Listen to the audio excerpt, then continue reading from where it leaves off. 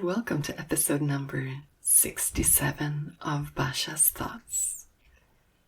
Today I want to talk about moving from beauty. It is something that I have had the opportunity to do lately a little bit more and in quite beautiful ways. And so I wanted to share that with you and talk about it because it is something that is profoundly transformative and very helpful, I have found. So, what does it mean to move from beauty? In my case, I've had the opportunity to dance, and when you have beautiful music that is playing and you can connect with it, you can feel it. Music often makes us feel things in ways that might be difficult for us to feel otherwise. And so we can quickly connect with beauty in that sense. So when the music is playing and you have maybe a dance partner, as was in my case, I like to dance tango, which is especially interesting because in tango you have to be quite present with the other person because everything in tango is improvised in the moment. And so there's no room for thought. You just have to be. It's a type of meditation in the present moment that is creative and together with another person. It's a communication that is beyond words and inspired by something beautiful that you both feel in the music. And so this is exactly what can happen when you're standing with another person. The music is playing and you both connect to it and to each other. And then, when inspired, you move. So you move from this beauty that you're feeling, and then you flow with it. And moving from beauty can actually become a conscious choice. Something that we choose to do in our life in general. More general than just the time we spend on a dance floor. This is something that can be deeply transformative and profoundly meaningful. It can actually help us reset how we may have been taught to live. See, most of us have been taught to live in a fear-based manner where you act because you kind of have to, because you should, because bad things will happen if you don't. And that is fear-based. And sometimes we just say, well, it's not that I'm afraid, but this is life. You just have to do all of this dreary stuff. And life is suffering. You suffer and you have to get through it. It's painful and difficult. And that is a perspective that we often have. Sometimes we live in a state of alertness that is seemingly never ending. And we always look out for what is the next thing we have to be on the lookout for. And especially when we live in that kind of state, it can become difficult to even fathom the idea of living from beauty, living from love, living from inspiration. Because There's just so many things that are wrong, can go wrong, could go wrong, and we always just have to pay attention to all of that and make sure it doesn't. We don't have time to feel and connect. And sometimes when we've been living in such a way and we move out of it, there's almost a moment of depression where we don't even know what to do. What do we do? How do we act when we don't have to act? Meaninglessness can set in. Lack of purpose might be what we feel. What am I doing here anyway? And to actually notice, where am I in terms of acting? Where do I act from? We can simply ask that question. Am I acting from love, beauty, or am I acting from fear? Why do I do anything? Why do I go to the kitchen? What is it I'm feeling? Is it the inspiration of, it's so amazing and beautiful to make this meal that I've been inspired to do? Or is it something else? What is behind each and every one of our actions?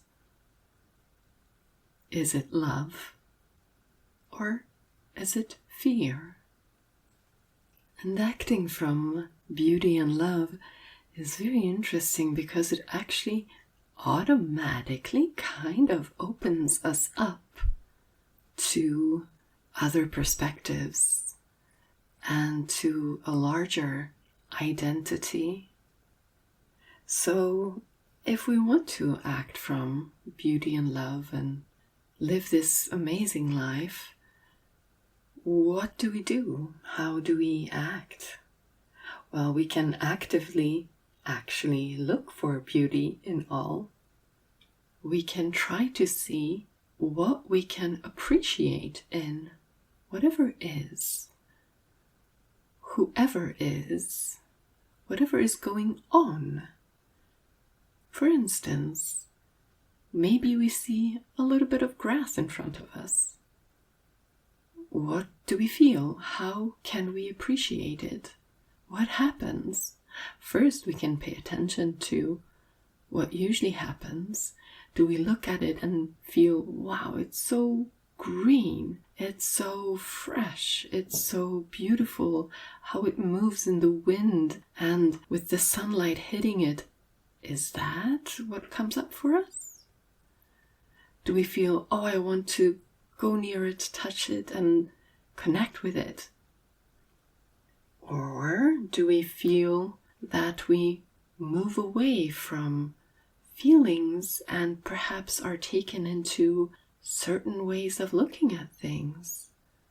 Perhaps there's judgment that comes up. Perhaps we look at the grass and we say, well, you know, this is really not the time to be planting lawns. I mean, we're going through a crisis here and you have to think about the biodiversity. You should really expand that. And by the way, there are so many problems with lawns, and why would you put your time into...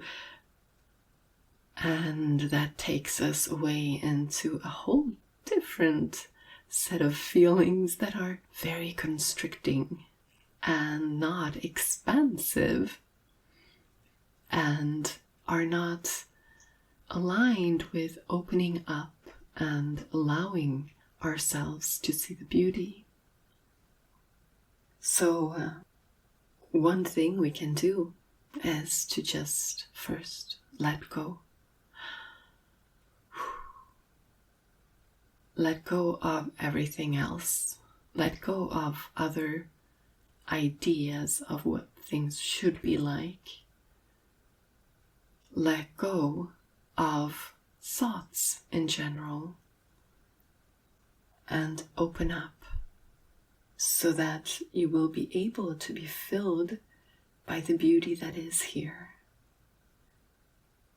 We become present, open, and we receive. We invite the energy that is there. We take it all in and we let it build up inside of us until it inspires us to move. Until movement becomes inevitable. It just flows. So we don't move because we think it's right, or it's good, or it's whatever it might be. We move because we are inspired to move. And because we are connected with the world, with the event that is going on, maybe the person, the people, the animals, nature, whatever it is, because we are so open and connected with them, we are actually expanded in terms of our identity and our perspective. So in order to perceive beauty, we actually have to expand who we are. We have to expand who we identify as and from whose eyes or through whose eyes we look. And then we're actually looking from the perspective of us all, that which is in that moment.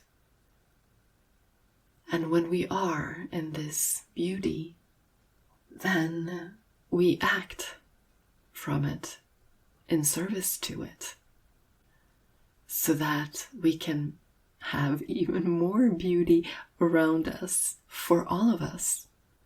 So then the perspective that we're acting from is one of us, not one of me.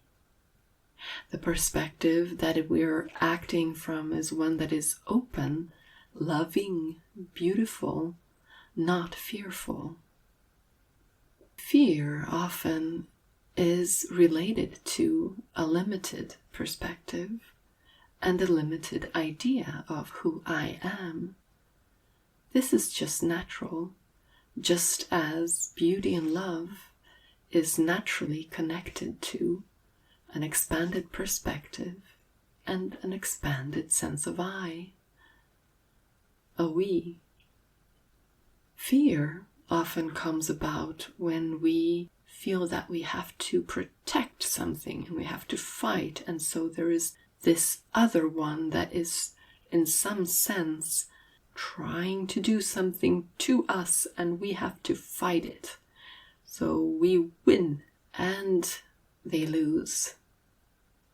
And that perspective is something that we move away from the more we learn to move from beauty. The more we practice this idea of feeling inspired, feeling beauty, and only acting and moving when we are so moved by it, well then, we are practicing a way of creating situations where everyone can benefit and we all can experience more and more beauty. So, moving from beauty in all kinds of ways on the dance floor, maybe watching a beautiful scene in nature, or perhaps spending time with a person that you feel deeply connected with, are beautiful moments that expand our sense of I. And if we can learn to translate that sensation into more and more areas of our lives, then more and more areas will be areas where we all tend to connect and feel this amazing, almost euphoric way of being and flowing, and we will all benefit. And moving ever more into the mode of expanding our heart and perspective, we move into the mode that the world needs most from us right now, when we are faced with challenges that our world has not been faced with before. This is one of those things that can be in service to all and create amazing experiences for ourselves and others. It is a way of growing in wisdom and love. That was it for today. I might talk to you in another podcast episode. Take care.